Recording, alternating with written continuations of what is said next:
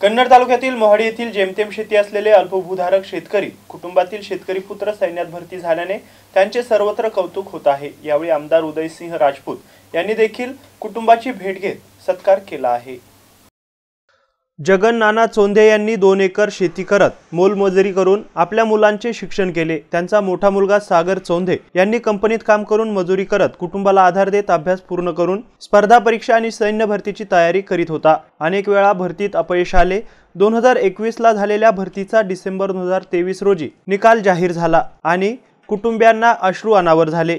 CISF मध्ये छत्रपती संभाजीनगर जिल्ह्यामधून सर्वप्रथम क्रमांक पटकावत त्यांची निवड झाली आहे। यावेळी मोहाडी येथील गावकऱ्यांनी मिरवणूक काढून गुलालाची उधळण करत देशभक्तीपर गीते वाजवत मिरवणूक काढून कुटुंबियांचा शाल, श्रीफळ आणि पुष्पगुच्छ देऊन सत्कार केलाय। तसेच यावेळी आमदार उदयसिंह राजपूत यांनी देखील त्यांच्या कुटुंबाचा शाल, श्रीफळ देऊन सत्कार केलाय।